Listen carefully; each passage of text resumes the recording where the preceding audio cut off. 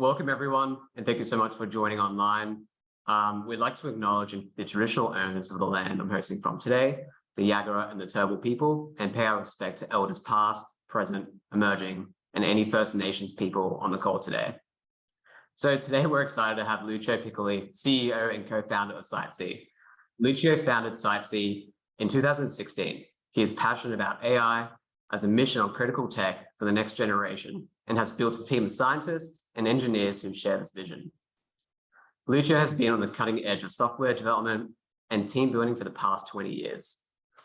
Now, I'd like to keep this session pretty efficient and informative as possible for all of you. So Lucio will begin his presentation, followed by some Q&A, and then followed up by some food and beverages after for the people that are attending physically. So if you have any questions, any burning questions in that fact during the presentation, just share them in the chat box and we will tend to those after. Now, the session will be recorded today, so please reach out via my email, which I'll share in the chat box. And any additional questions after that, also send them to my email. Now, without further ado, please welcome CEO and co-founder Lucio Piccoli. We live in a world of smart devices, smart cars, meaning now more than ever, physical infrastructure is responsible for delivering essential services like energy and the internet. But how are we going to manage this physical infrastructure into the future? We need to come up with smart management techniques, and that's what SiteSee is all about. Welcome everyone, my name is Lucio Piccoli. I'm the CEO and founder of SiteSee. It's my vision to digitalize the world's entire physical infrastructure on the SiteSee digital transformation platform. And today we're going to walk through what SiteSee does, and at the same time allowing the investors to understand why it's a good decision to invest in SiteSee. And one word is going to keep coming out is going to be the future. What SiteSee is doing now is preparing for the future of where everything's going to be. So we talk about, SiteSee talks about physical infrastructure, digital transformation. So let's unpack what we mean by that. And together we'll understand the SiteSee story to allow you to make a better decision. Physical infrastructure, very simple. It's the bread and butter, concrete pieces of steel that around the world. Digital transformation is the ecosystem that comprises a variety of different high tech to produce a platform that allows the management of these large pieces of physical infrastructure in an efficient way. And we're going to go through that together today. So when we talk about physical infrastructure, this is a real sort of good example. This is both the cell towers and the power industry and also renewables. And they've all got quite a few things in common. They're large, they're complex, dangerous to people, but importantly, there is downward pressure on maintenance costs. That needs to be addressed in the future. So to really unpack this and really give you a feel for what SiteSee does, we're going to go and deep dive into one vertical, and that's called the tower code. And let me just back up what we mean by a tower code. We're going to go through that, but also what does it mean to be a tower code in the future? So a tower code is really simply the owner of that tower. The operators like the Telstra and the Optus, they rent and place equipment on that tower. Hence, telco is a landlord, the operators are the renters. It's that sort of simple. So if you wanted to think about what would a telco be of the future, you would start with something like this, right? You would say, we're going to get AI drones to go around part of the physical infrastructure. Hey, we produce a digital twin. That looks great. Then we can apply more AI and identify the different, or classify different pieces of equipment on that structure.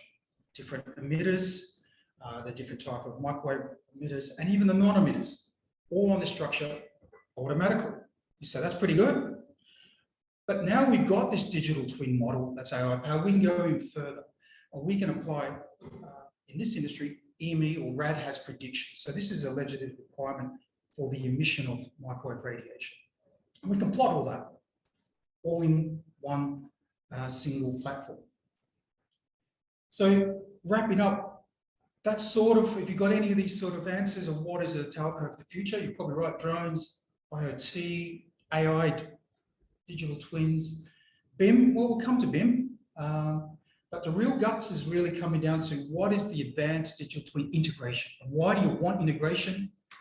To allow customer engagement. And in this particular industry, customer engagement is the end customer, which is the telco, the carrier, such as the Optus and Telstra. That's the customer we want to engage with. So let's have a little deep dive into what this platform looks like and what the SiteSee Digital Transformation Platform looks like so you can make an informed decision.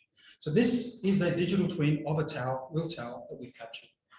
But let's just have a look at some of the artifacts that we can produce. Our AI can identify bolt holes. So bolts are important on towers, but holes without bolts are just as important.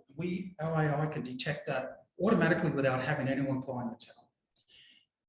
Being steel structures, the other sort of common maintenance issue is rust, corrosion. So again, we can identify corrosion automatically, and we can identify the end of a 10mm bolt with corrosion. Again, automatically, without any issue. We identify the severity and everything else that allows informed decision on the maintenance aspect of this tower. So this is all sort of nice maintenance, but how is this going to change the world? Well, it doesn't. We move on to this piece. This is the real piece of the digital transformation platform. We can now edit that digital twin and make changes and plan changes for this piece of infrastructure. So the very first thing we've got to do some measures, right, to check that we can upgrade this from 4G to 5G. So this little use case is a real use case. It's called rip and replace. First thing you've got to do is you've got to rip. Right, so we're going to be upgrading from 4G to 5G, called rip and replace. So once we've identified what we're going to remove, we've done some measures, we click delete. It's that simple. We have just done the first part of the rip and replace. So the next piece is a little bit more complicated. We now have to replace it with a 5G antenna. So we have a whole ecosystem around the BIM. So we're now integrating with the BIM. Now BIM is a complicated thing, but essentially it's a catalog of equipment with a whole lot of information that allows us to do this work for engineering. So it's literally a drag and drop operation, and you plonk it in there that simply. And now, once you've done the first part of the place is drag and drop, you've now got to do some validations or verification that this can be done. So importantly, this is all being done in the desktop of the end customer. Right, so he's not going out the site, he's doing it from his desktop. So he's now going to have a look at the very first thing, structural engineering load. How can I verify that this design is going to be okay? It's called a proposal. We've got a whole lot of engineering data there, integrated, that gives him a real-time analysis of his changes in this top left-hand corner. So as long as those numbers are green or not red, it's good to go with the proposal or the design proposal. So we've done 2 out of the 3 steps. One, we've done some measures, we've done the rip, we've done the replace, we've done a verification on the structural load. The final part we need to do is ensure that the EME or RADHAS analysis is correct. This is a legislative requirement, again, for this industry. So very quickly in the tool, the end customer can set up his ports of power and configure it. And the tool has its own built-in EME simulation, and we can plot that immediately. So this will be the final part of the proposal, and this is now ready to be submitted and approved and gone into the next step of the build out. So literally what we have just done now in Australia can take 2 to 3 months of upgrading that piece of infrastructure. We've done it literally in a few minutes. So what does this whole sort of debrief look like? Well, very clearly, physical infrastructure is essential delivering services like energy and the internet. Physical infrastructure is big and complicated, and it's dangerous to people who work in that industry. You and I probably never know how many people die and the safety around that large equipment. Let's cut that out, or at least eliminate as much as we can. Operational spending on these assets is decreasing. No one ever increases their operational budget. It's continually decreasing. So we've got to make things smarter and more effective. And that's where we bring in the AI, right? The artificial intelligence does the heavy lift on all this. And that's what our platform builds on. But the part we're really excited about is how we take that AI and integrate it with people to deliver a better, more effective result. And that's what we call the ecosystem. So all that, what you just saw there was a human driving that whole design experience effectively from his desktop. But the AI had given him that enormous amount of ability to make those decisions quickly and efficiently, and ultimately cheaper. So we've covered up what SiteSee does. Now we move into what does this investment in SiteSee look like? Right? Why would you want to do it? Right? So these are some of the issues or questions that we've had. Feel free to raise them afterwards if we don't address your question. Obviously, why would you want to invest in SiteSee? Right? We need your money to grow. So we're in a growth phase where we need to expand our footprint across the globe and with sales and improve our tech capability. And that needs capital. We've been around since 2016. I founded this company in 2016, and we've been, since then, we've built the world's leading AI tech physical infrastructure, bar none, full stop.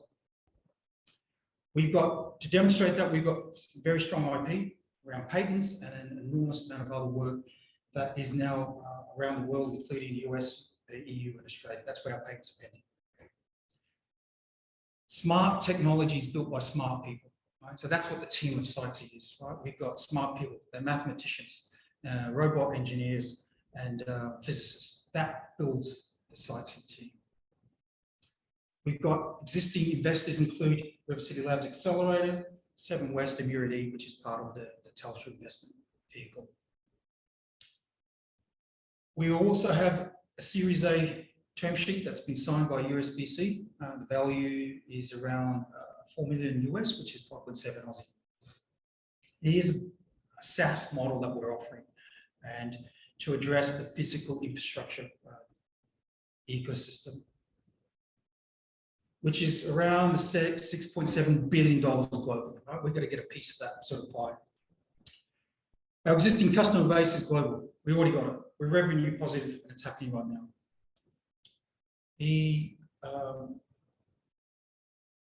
As you probably no doubt guess, the key to delivering this huge amount of tech is automation.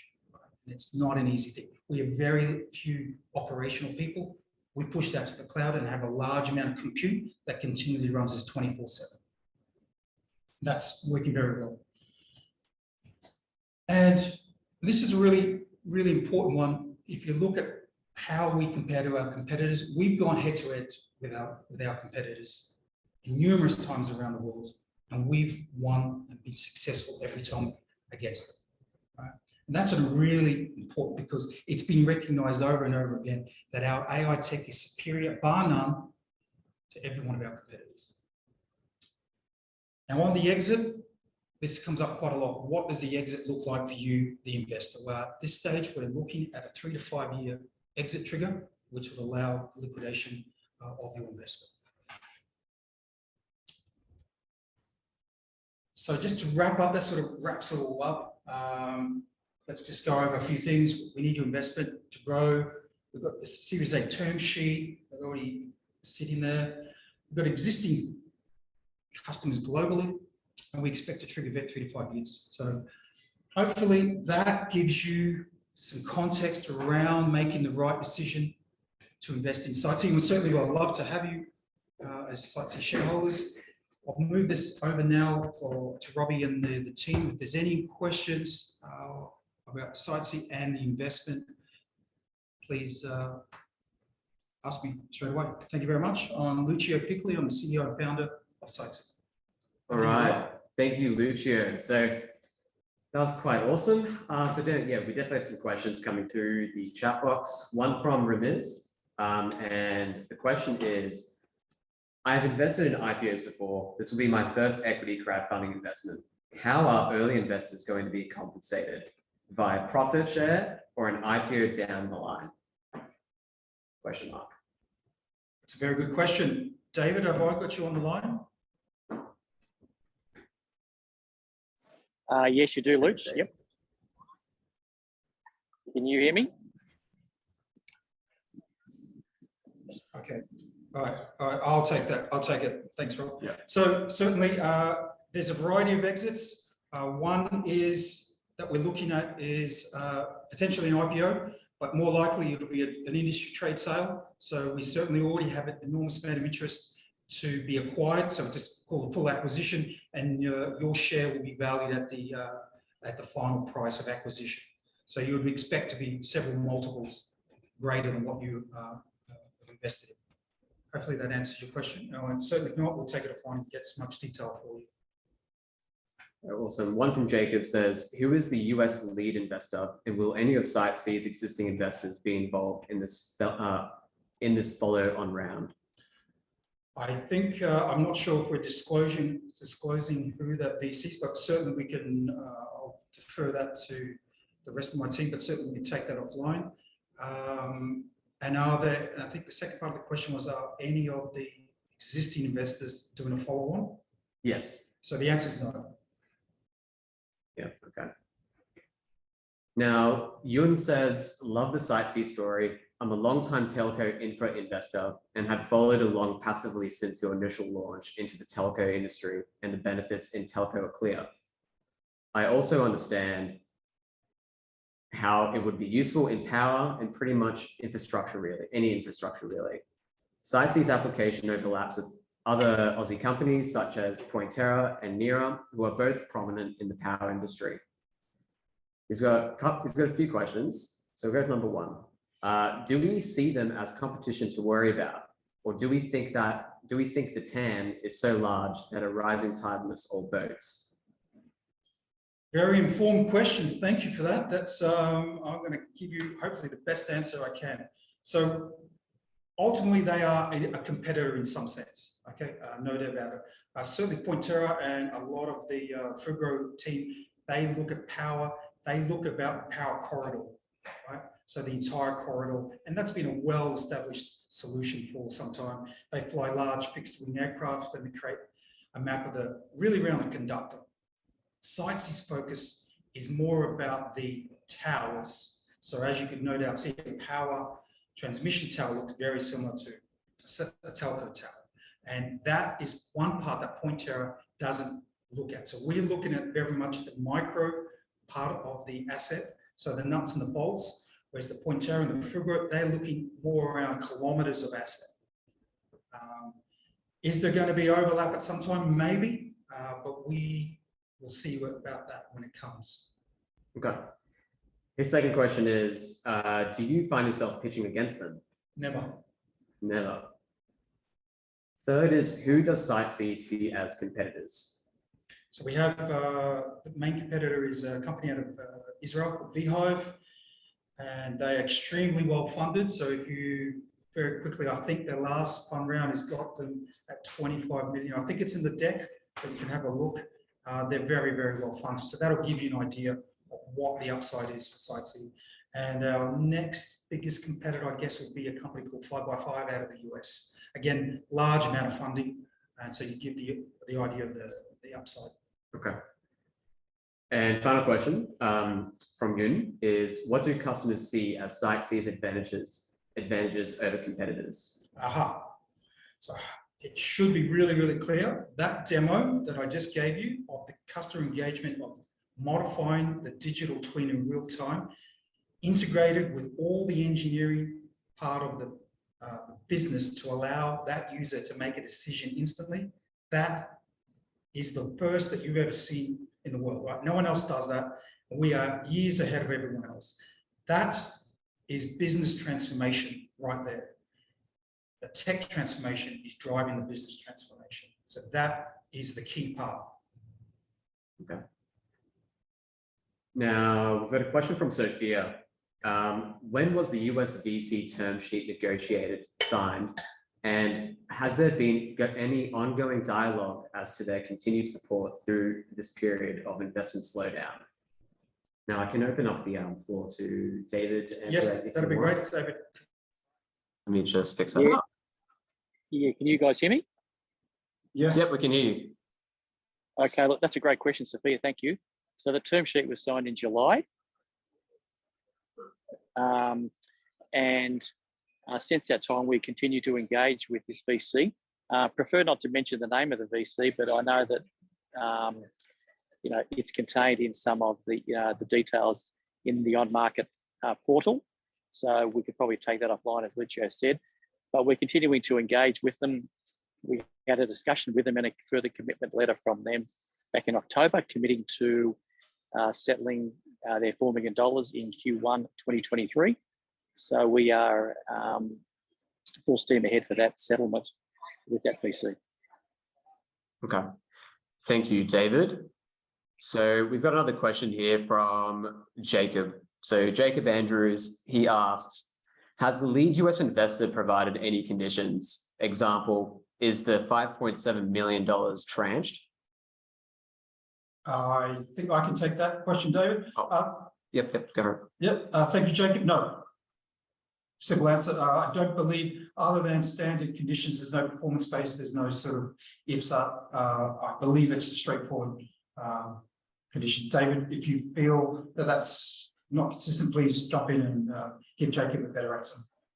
No, that is absolutely correct, Lucio. It's a very standard term sheet. No conditions on it at all. Okay. Now, Jacob asks another question. How automated is your data capture and processing process? How reliable is the data capture process? Ooh, Jacob sounds like he's been in the industry. So we really didn't talk about the data capture part, but that's important. So just to give everyone a bit of background, to create that digital twin, we send out a drone that's automated, takes a whole lot of photos, they upload, and you create all that. So that is what we call our pipeline. And we then have series of pipelines after that. Very complicated, very automated, and it uses a large amount of compute. So the capture is, we call that semi-automated in the sense that there's about 3 or 4 button clicks that need to be done using a specialized app, and you set a few parameters and the rest is done. So it's very, very scalable. It's the only way we can achieve scalability out in the field. So right now, having human operators to capture this is the biggest bottleneck. Right? We expect that to decrease over time, but that's what we do right now. And we use commodity drones. So we don't use anything outrageous. These drones you can buy down in your local JB Hi-Fi. You put in the back of the ute with the guys who cut the grass, a bit of training, boom, it's done. Capture's done. So we do that around the world. Very, very successful. Maybe to add on to that, Jacob, if you said, where do you see this capture going in the future? It's going to be full AI capture. So that's what we are working on right now. There are drones that have that autonomous or AI recognition capability in it to understand and map the surrounding. That is what we are working on. We may see some of that come out in 23, right? And that's certainly our plan, is to automate that entire capture, what we call one button click. The human still needs to be there with the battery in. And then after that, we're going to be looking at what we call a continuous deployed drones, where the drone will be deployed continuously on site, fully charged, fully powered in a little house, no human interaction at all. Right? That's the future. Okay, Lucio, that's quite good. So here's another question from Tim. So Tim asks, what is the time frame around a future liquidity event? Is it an IPO or trade sale? If a trade sale, who do you expect that might be? Very good, Tim. Both of those are definitely the likelihood. So 3 to 5 years is our expectation on the exit.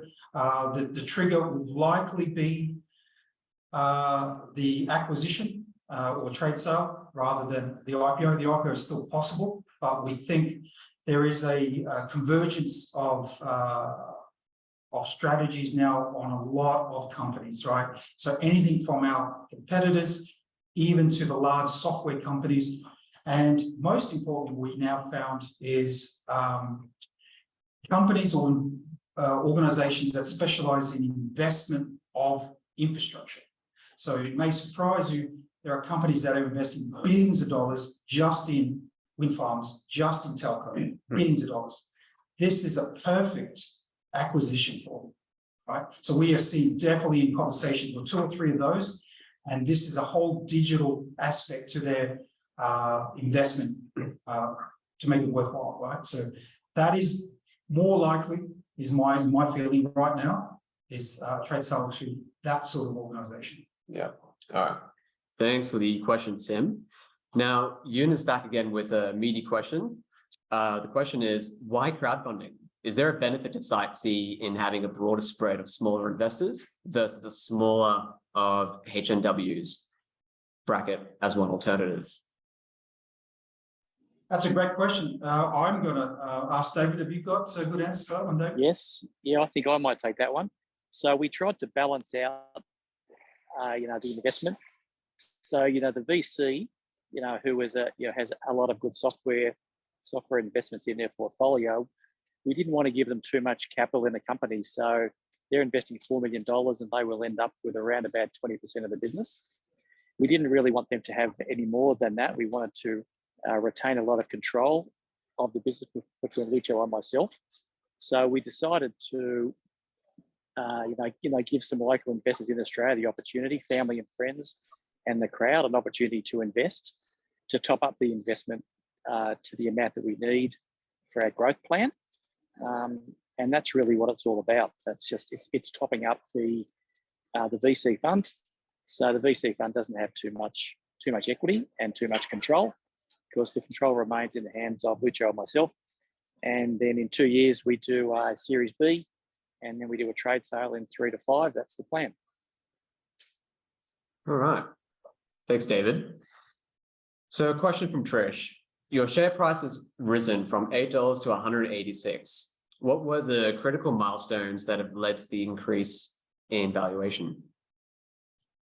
Thank you, Trish. Very good question. So the clear valuation is based on revenue and our customers that we're dealing with. So we aren't dealing with just little customers. We are talking with companies that are dealing with billions of dollars worth of assets. So we have more than just validated this product. We are now dealing with the big end of town. So typically, the customers that we're dealing with overseas are controlling hundreds of thousands of just cell towers. Now, give you an idea how many cell towers there are in Australia, there's about 20,000. We're dealing with companies that have got 350,000, right? That's orders of magnitude more than what you can even think of in Australia, right?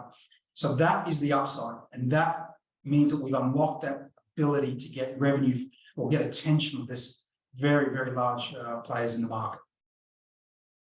All right, thanks, Lucio, and thank you for the question. Now, Sophia asks, can you talk through what a typical client contract win process looks like? Example, like timing from initial contract through any RFP, contract sign, revenue receipt, particularly where large infrastructure owners have long annual buying and preferred party processes. Oh, Sophia, you're obviously in the industry, I think. David, would you like to take this one? Oh, I'm very happy to take it. Okay, I'll take it. Yeah, initially when we started this field, we would be on 12 months to 2 years to get contracts sorted, right? And sometimes even longer. We are now getting that down to in the order of 3 to 4 months, right? Why is that happening? We are now targeting very clearly their problem. And whereas 2 to 3 years ago, when I started, well, 6 years ago, we were providing a solution that they may not even understood that they had a problem. In 2022, they are clear of their problem. It's called digital transformation. They all got it. Every CEO is talking about it. So it's easy for us to sell them, significantly easier. And we've got the product that's sitting there. So it's really what the process looks like is we typically hit a POC. That could take 4 to 6 weeks. We have very clear milestones. We run that through our standard campaign with operators in the world. We get the results. We go through a 4-week period of review and analysis, and then the contract gets awarded. So typically, we go head-to-head on RFP. So rarely are we just invited by ourselves. It's always a head-to-head. So we are continually competing against our competitors. Hence, we know why our products superior, right? So that's the sort of turnaround. We expect it to be never less than 3 to 4 months would be the quickest turnaround to get contracts signed and money flowing, right? Okay. So that's a great question, Sophia. Thank you for that. Now, Ramiz asks, you mentioned that there was a well-funded company in Israel. Obviously, the technology is becoming more popular. As the IP protection is still pending and having had a look, there you go, and having had a look at your competitors, how much of a head start do you think SiteSee has before others catching up? Oh, what was the name of this? So this is Ramiz. And Ramiz. yeah, I like that question. You're right. This is an opportunity we expect that we've got a lead on the market. We are smarter than everyone else and we deliver. Ultimately, will someone be able to repeat what we're doing? Maybe. And this is why this is a growth phase of this business. We need to control land or grab the market now and dominate the industry, right? We really want to suffocate our competitors. We know their limitations. We don't think they're going to get our tech easily, but there is a time frame, discrete window, right? But by that stage, market will be already divvied up. We want to be controlling that market by that stage. okay. All right. Thank you, Ramiz. Jacob asks, can you speak more to the revenue model? How does SiteSee charge? That's a great question. David, I know this is your favorite question. You want to take those one? Yeah, I'm happy to take that. So when the business started in 2016, we were a sort of a fee for service, and we continue to be in the early stages of the contract where we're building digital twins, and we're doing some asset detection and some rust and corrosion stuff. We tend to charge per tower and per report. But what's changed significantly in the last 18 months is we're now getting some recurring revenue contracts because the customers are buying into our customer self-service portal. And we have a pay-as-you-grow subscription-based arrangement where they start paying yearly subscription fees. And as their portfolio grows, that subscription increases. As they bring more users into the platform, that subscription increases, et cetera, et cetera. So, you know, these big companies that have thousands of stakeholders that are all wanting to use the platform, they end up paying this annual recurring fee.